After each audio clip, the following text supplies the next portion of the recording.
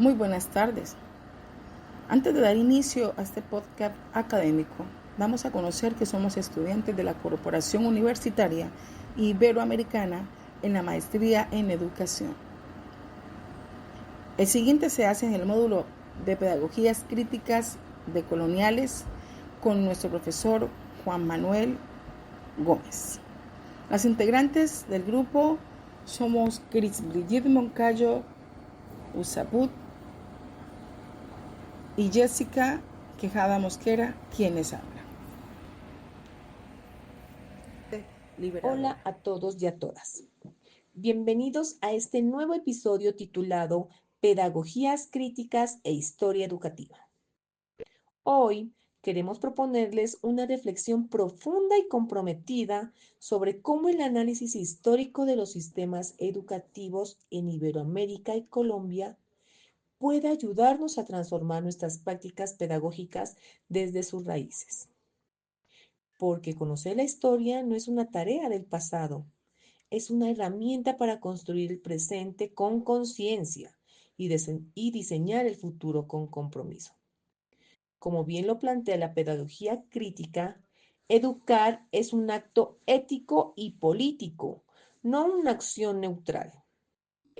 Nuestro propósito es claro: conectar teoría y práctica revisando el devenir histórico de nuestros sistemas educativos, para conocer los errores, las exclusiones, pero también las luchas, resistencias y oportunidades que nos abren nuevas posibilidades pedagógicas. Es por esta razón y de gran importancia que nos hable nuestra compañera Jessica de la historia comparada de Iberoamérica. Claro que sí, profesora Cris. Voy a darles a conocer la historia comparada en Iberoamérica. La educación en Iberoamérica, una historia de dominación, exclusión y resistencia. Comencemos por una mirada regional. Los sistemas educativos en Iberoamérica tienen una genealogía profundamente marcada por procesos coloniales. Oshabam, en el 2004, señala que gran parte de los modelos educativos fueron importados desde Europa, principalmente desde Francia, Alemania y España, sin tener en cuenta las realidades locales, sociales, culturales o lingüísticas de nuestras comunidades. Desde el inicio, la educación fue utilizada como instrumento de control social y cultural. Durante los periodos coloniales, el acceso a la educación estaba reservado a las élites. El contenido curricular tenía como fin formar súbditos obedientes a la orden imperial. Se trataba de una educación clerical, dogmática y excluyente. Los manuales escolares se convirtieron en dispositivos claves solo transmitían conocimientos, sino que también moldeaban imaginaciones sociales, imponían su identidad nacional, artificial y omitían, cuando no deslegitimaban los saberes ancestrales y comunitarios. Autores como Roswell, 2007, Blaschke en el 99, han evidenciado que estas imposiciones de modelos no solo afectó a los pueblos indígenas y afrodescendientes, sino que consolidó un sistema que ignoró la diversidad rural, lingüística, étnica, cultural en América Latina. A lo largo del siglo XIX y XX, con los procesos de independencia, muchos países buscaron modernizar sus sistemas educativos. Sin embargo, como alerta Oshebak, la independencia política no significó una emancipación pedagógica. La colonización mental persistió en la forma programada, en la forma de programas, evaluaciones, métodos de enseñanza y libros importados. Incluso en el siglo XXI seguimos viendo estas huellas. Las pruebas estandarizadas, los rankings escolares y las políticas de calidad centradas solo en los resultados cuantitativos producen una lógica de competencia y exclusión. Frente a esto emerge la pedagogía que busca reconectar la educación con la vida, la cultura y el territorio. Profe Cris, sería también importante hablar sobre la educación en Colombia. Cuéntenos un poco. La historia de la educación en Colombia entre el control y la transformación. Ahora, centremos la mirada en Colombia, donde la historia educativa también ha sido compleja, contradictoria y profundamente atravesada por conflictos políticos, sociales y culturales. Durante la época colonial, entre 1537 y 1810, la educación estuvo monopolizada por la Iglesia Católica, especialmente por órdenes como los jesuitas. La educación era selectiva, moralizante y jerárquica. El propósito no era desarrollar pensamiento crítico, sino formar súbditos obedientes y creyentes. Con la llegada de la República, entre 1810 y 1886, se inicia una etapa de reconfiguración. Surgen debates sobre educación pública, laica y gratuita. Se crean instituciones como la Universidad Nacional en 1867 y se promueve la transformación de ciudadanos. Pero esos avances no fueron lineales. Hubo fuertes enfrentamientos entre el proyecto liberal, que busca una escuela laica y científica, y el proyecto conservador, defensor de la educación religiosa y el control eclesiástico.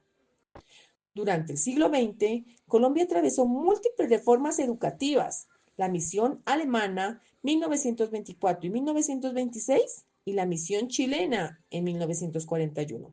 Trajeron nuevas propuestas pedagógicas. Se introdujeron métodos activos, la enseñanza por centros de interés y la pedagogía por proyectos. También se promovió la formación docente en escuelas normales y se intentó ampliar la cobertura educativa. Pero como señalan Pérez e Idarraga, en 2019, esos procesos de modernización no resolvieron las profundas desigualdades. Las zonas rurales, los pueblos indígenas, los sectores populares siguieron recibiendo una educación fragmentada, sin pertenencia cultural ni territorial. E incluso en el presente, muchas escuelas rurales carecen de conectividad, infraestructuras adecuadas y materiales didácticos adaptados. Los contenidos siguen siendo urbanos, estandarizados, ajenos al contexto. Esta historia no puede contarse sin hablar de las resistencias. Desde los años 70, diversos movimientos pedagógicos han cuestionado el modelo tradicional. El movimiento pedagógico colombiano, liderado por maestros de base, las escuelas populares, las pedagogías afro e indígenas, y más recientemente propuestas como la educación propia, la educación intercultural bilingüe y la pedagogía feminista.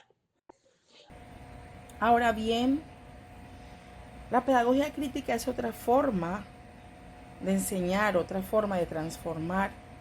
Frente a estas realidades, la pedagogía crítica aparece como una alternativa transformadora, desde Paulo Freire, autores actuales como Henry Giroux, Peter McLean y Catherine Walsh. Se ha planteado la necesidad de una educación que problematice, que cuestione y construya desde el diálogo. Freire criticó el modelo bancario de enseñanza, donde el profesor deposita contenidos a los estudiantes y se limita a recibir pasivamente el cambio. Propuso una educación dialógica basada en la concientización, donde los estudiantes puedan leer críticamente su mundo y transformarlo. Giroux afirma que educar es un acto ético y político. No podemos seguir pensando la escuela como un espacio neutro. En un mundo atravesado por crisis económicas, ecológicas, sociales, la educación debe formar sujetos críticos, comprometidos, capaces de actuar frente a las injusticias. Maldonado plantea que el desencanto de muchos estudiantes no se debe solo a la tecnología o al desinterés, sino a una escuela que no los escucha, que no dialoga con sus experiencias ni reconoce sus saberes. Además, la pedagogía crítica no se reduce a un método, es una postura frente a la vida, una manera de estar en el aula. Se trata de enseñar para la libertad, no para la obediencia, de formar ciudadanos activos, no espectadores pasivos. Bueno, y para finalizar este podcast, como última parte, profe Cris, vamos a dar unas propuestas concretas desde nuestra experiencia como docentes. Ahora bien, profe Jessica, cuéntanos más. Como ¿Qué grupo, piensas? reflexionamos sobre cómo aplicar esos aprendizajes en nuestra propia práctica pedagógica. Y aquí queremos compartir algunas propuestas concretas que pueden servir como punto de partida. Integrar historias locales, rescatar relatos de la comunidad, construir proyectos que partan de las memorias barriales, rurales, indígenas o afrodescendientes, invitar a sabedores y líderes locales a la escuela para dialogar con los estudiantes. También sería muy importante diseñar proyectos contextualizados, trabajar la historia, la ciencia o la literatura desde el entorno de los estudiantes. Por ejemplo, investigar el río más cercano, hacer un mapa efectivo del barrio, entrevistar a los adultos mayores sobre cómo ha cambiado su comunidad. También podemos fomentar el pensamiento crítico, enseñar a los estudiantes a preguntarse, ¿quién escribe esa historia? ¿Qué otras versiones existen? ¿Qué pasa si escuchamos las voces silenciadas? Revisar el currículo. También proponer contenidos que dialoguen con la diversidad cultural y lingüística de nuestras aulas. Incluir literatura afrocolombiana, lenguas indígenas, saberes campesinos, epistemologías del sur. Y otra muy importante, transformar la evaluación, pasar de la prueba escrita a una evaluación auténtica, como proyectos, portafolios, procesos colaborativos, evaluación entre pares. Pero yo tengo infinidades de ideas. Asumir nuestro rol político, no callar frente a la injusticia, convertir el aula en un espacio para discutir temas como el racismo, la desigualdad, el cambio climático, el machismo, la violencia estructural. Formamos continuamente leer, dialogar, construir redes de maestros críticos, repensar nuestras prácticas desde la escucha, la humanidad y la autocrítica. Hoy recorrimos la historia de los sistemas educativos en Iberoamérica, analizamos el caso colombiano, exploramos los aportes de la pedagogía crítica y reflexionamos sobre cómo podemos transformar nuestras aulas desde una mirada ética y política.